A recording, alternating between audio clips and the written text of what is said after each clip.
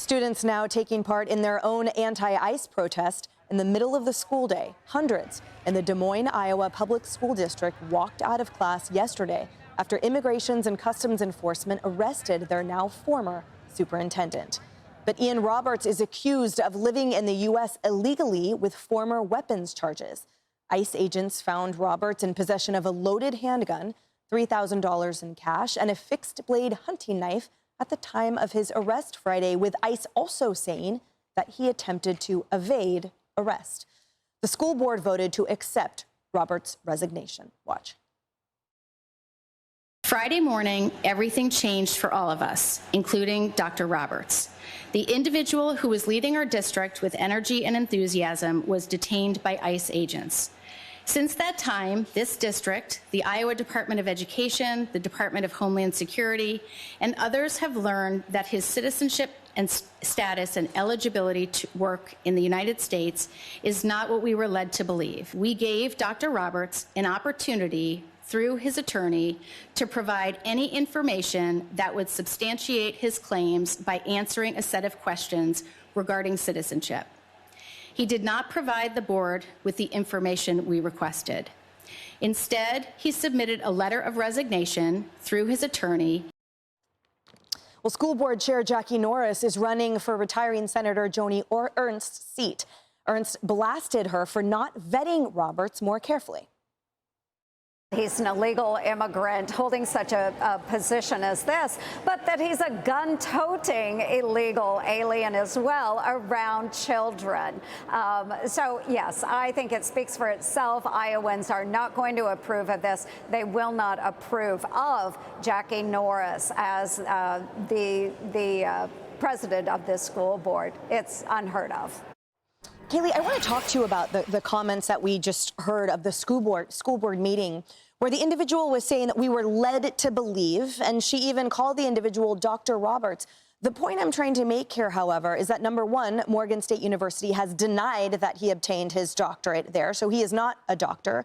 And secondly, when she says we were led to believe, where is the due diligence then? When she talks about the moment everything changed, to me, it would be the moment where they abdicated their duty to vet employees.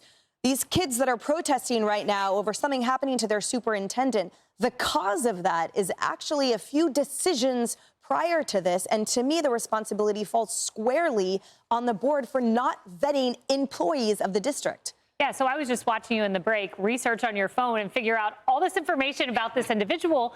And yet the school district was unable to find that. And they said, well, he gave us an I-9. He showed us two forms of identification. I think a social security card and a driver's license.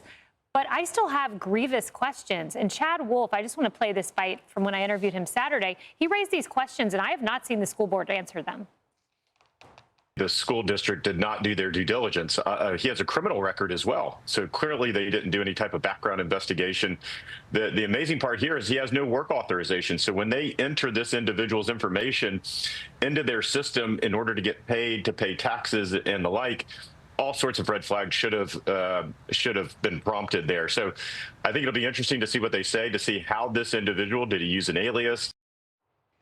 Work authorization? Did they do a background check? Did he use an alias? Why don't we know these answers? Right, and it's sort of shocking, not only because this is dealing with children, obviously, and in such a high profile and elite position as superintendent, but also that this is government adjacent. I mean, this is representing the state, and we all know that you can't do anything without taking your fingerprints. I mean, before I even applied to be a prosecutor, I had to take my fingerprints. So I'm not quite sure why here there is such a void of that diligence of their employees. Well, the school board is kind of blaming it on this third party that they hired, who they thought was going to be doing the vetting. But now this third party is saying, like, it does not offer I-9 work or work eligibility verification, like the two things that you really need to know.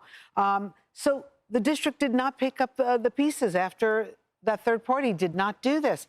And I think the bigger picture is this guy was toting a gun. Did he bring the gun to school? Is that allowed in Des Moines? I don't know. Are you allowed to bring a gun into the classroom? No. And what happens? No. You know, no. And then what about, you said the criminal background?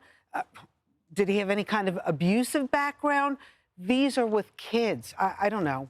Shouldn't we be a little bit more careful with our children? Yeah, and I don't want to muddle topics, but Doctor, we know that the parents that were butchered in Arkansas recently on a hike by a teacher that had just been accepted and employed by the school district. And the whole point is these are not one-offs.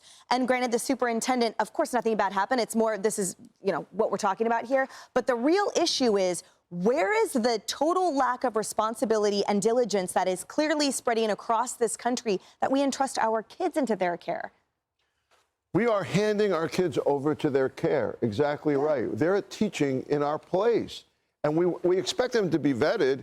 And, I mean, the Des Moines Register pointed out what you just pointed out. He didn't even get a doctorate. He's touting around as a doctor. And remember the days when we didn't even have to worry about who the superintendent was? When I went to school, I was worried about the deputy principal coming after me with a ruler, maybe. But no superintendents. And then what are these kids protesting? Our producers made a great point to me before the show. What are these kids protesting when we didn't even know what a superintendent was back in the day when I was in school? They don't know what they're protesting. They're protesting against someone they haven't vetted either. And they're in danger. Yeah, well, any chance to get out of school, too. I'm sorry. Exactly. We did the same thing growing up. We protested like milk day. I mean, yeah. Yeah, as a superintendent, though, I mean, it's my understanding, having parents who both worked in classrooms in different times in their lives, it is interesting that no one ever picked this up even in a social setting, because a superintendent is a pretty social position. So now you're meeting people who might have known that individual for a while. You're meeting family members. I know I'm a journalist, so I'm unnaturally curious. But I do think when it comes to your kids, we have access to these people as the public, too. How could no one have known who this guy was? He's not a superhero. Like, it's really unfathomable that there was not enough curiosity around this individual who's always around decisions about children. And thank goodness that nothing was committed. A crime was not committed against a child. That's what you were pointing out, Roseanne. Yeah. Right? Yeah. The type of thing. We don't know. So it really is unbelievable. And I put it on those adults who were supposed to do better background checks, all the things, but also in the community of educators, not to have known who was among them. Well, because they're not educators, guys. They're buරocrats. Oh, it's all ouch. bloat, Okay, right? there you go. That's the whole point, that if you want something done, you don't delegate it to 100 people. I will venture to guess that the reason why it slipped through the cracks is because no one took responsibility for it, because they're top heavy. Oh, that company does it. Oh, Jill has it. Bill has it. But somebody read what those companies found. But right? like she said, the company wasn't responsible for all of those boxes being checked. Yeah, right. Wow. Exactly. Hey everyone, I'm Emily Campagno. Catch me and my co-hosts Harris Faulkner and Kaylee McEnany on Outnumbered every weekday at 12 p.m. Eastern, or set your DVR. Also, don't forget to subscribe to the Fox News YouTube page for daily highlights.